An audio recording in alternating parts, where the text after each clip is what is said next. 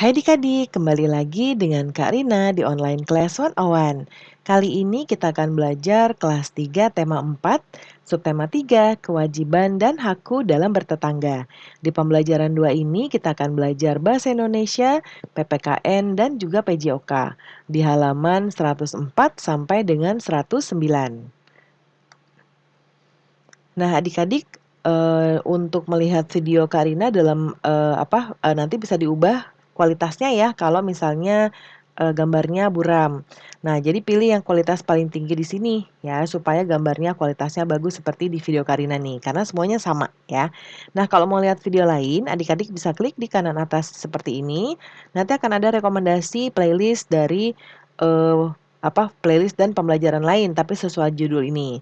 Nah, kalau mau yang lebih lengkap bisa klik di kolom deskripsi seperti ini. Nah, seperti ini nanti akan ada daftarnya. Misalnya sekarang kita kelas 3, jadi adik-adik pilih playlist kelas 3, klik biru-birunya di sini. Nanti kita akan masuk ke playlist kelas 3. Contohnya adik-adik mau lihat kelas 3 tema 3, klik putar semua. Nah, di sini nanti adik-adik bisa lihat di sebelah kanan akan ada playlistnya. Nah, ini, akan dibuat berurutan ya adik-adik, jadi bisa cari nanti mulai, dari subtema berapa, pembelajaran berapa, dan juga halaman berapa. Jadi di-scroll aja ke bawah sampai ketemu ya. Nah, yuk kita mulai adik-adik. Di sini ada teks bacaan judulnya tetangga. Kita baca dulu yuk. Tetangga adalah orang yang tinggal di dekat rumahku. Aku mengenal namanya. Aku selalu menyapanya. Aku suka bermain dengannya dan mengunjunginya. Ibu menyarankan agar aku baik, sayang, dan hormat kepada tetangga. Ibu menyarankan agar aku bermain dengan tetangga, karena tetangga adalah saudara dekatku. Kita amati kembali teks tetangga ya. Nah, bacakan kembali kalimat yang menunjukkan saran. Nah, yuk kita lihat adik-adik yang menunjukkan saran yang mana ya. Ingat, kalimat yang menunjukkan saran itu biasanya ada sebaiknya atau seharusnya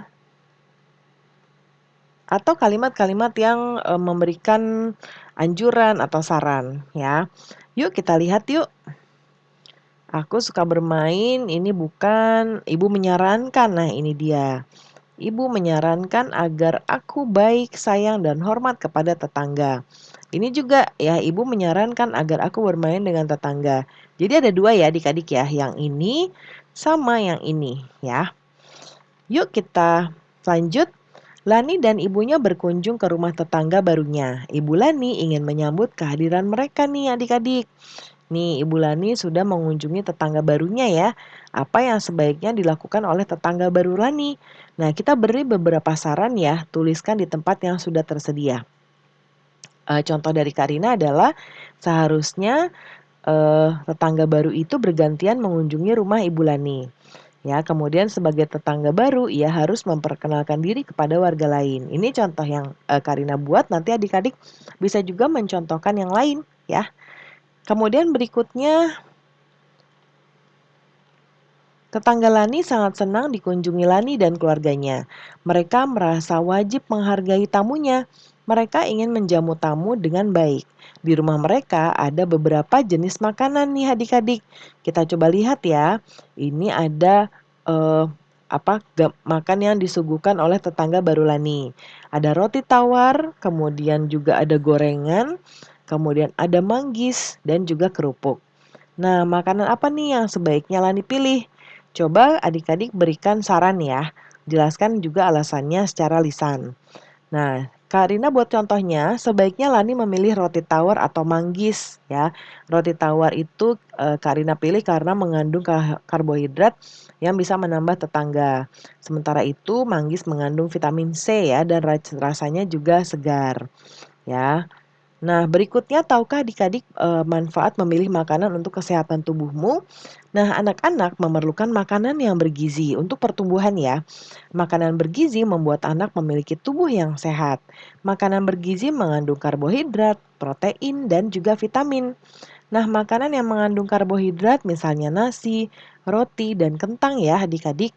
Makanan yang mengandung protein juga misalnya ikan, daging, telur, kacang-kacangan, dan juga susu. Buah-buahan dan sayur-sayuran juga banyak mengandung vitamin. Ya, nah ini ada contoh makanan. Pisang, kemudian ini apa ya adik-adik? Ini coba ada nggak gambar di bawah? Ini sepertinya buah apa ya adik-adik ya? Jambu ya, dalamnya ada jambu, ini jambu biji. Lalu roti, tadi kerupuk, permen, sama buah pepaya. Nah, manakah makanan yang sehat adik-adik ya? Ceritakan hasil diskusimu di depan kelas.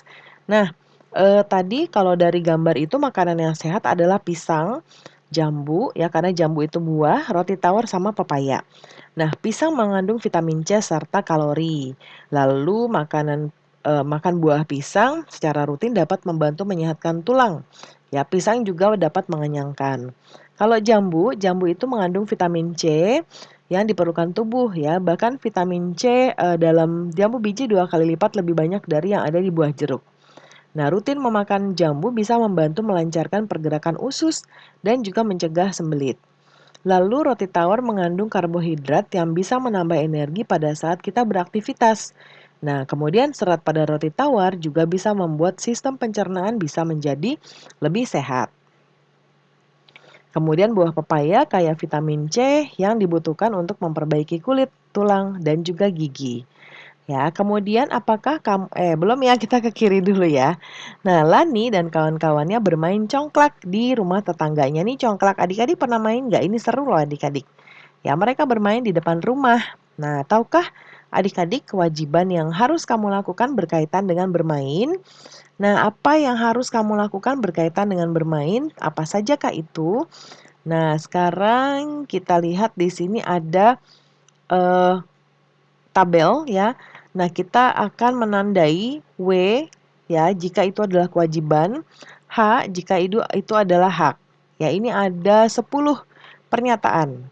Yang pertama mendapatkan bantuan itu adalah hak ya adik-adik ya. Yang kita dapatkan itu adalah hak. Sesuatu yang harus kita lakukan itu adalah kewajiban. Kemudian mengikuti aturan main. Nah, ini adalah kewajiban karena ini sesuatu yang harus kita lakukan. Antri menunggu giliran.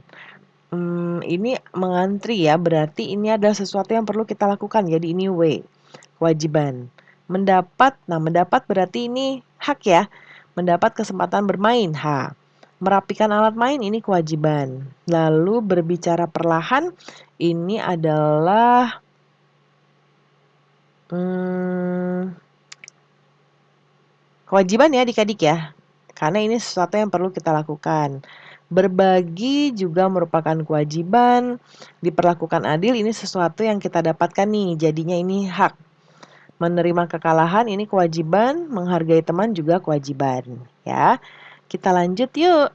Apakah kamu memiliki pengalaman yang sangat berkesan saat bermain dengan tetangga? Bermain apa?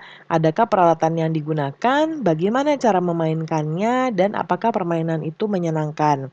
Karena contohkan di sebelah kanan, kalau dirasa terlalu banyak boleh dipersingkat ya adik-adik atau boleh juga diganti dengan kalimat adik-adik sendiri. Nah, contohnya nih, karena kan ini ada beberapa pertanyaan ya. Alat apa yang digunakan untuk bermain, permainannya apa, bagaimana cara mainnya ya. Nah, Karina contohkan ya, setiap sore saya atau aku ya adik-adik ya, bermain layangan dengan tetangga di lapangan. Biasanya saya membawa layang-layang dan senar gelas. Kami selalu senang saat bisa menerbangkan layang-layang. Cara menerbangkan layang-layang, saya memegang gulungan senar gelas dan tetangga memegang layang-layangnya. Saya mundur sekitar 20 meter atau 10 meter atau secukupnya ya dari teman yang memegang layang-layang. Kami menunggu angin agar bisa menerbangkan layang-layang. Saat angin datang, saya meminta tetangga mulai melepas layang-layang. Sementara saya melepas benang untuk membuat layang-layang mengangkasa lebih tinggi. Tidak lupa sesekali menarik senar untuk menurunkan atau membuat layang-layang terbang lebih rendah ya. Nah, itu contohnya. Nanti diceritakan di depan kelas ya. Pembelajaran kita sudah selesai adik-adik. Terima kasih sudah menonton sampai akhir. Mohon dimaafkan apabila ada kesalahan dalam perkataan maupun dalam materi yang diberikan. Sampai jumpa di pembelajaran berikutnya. Dadah.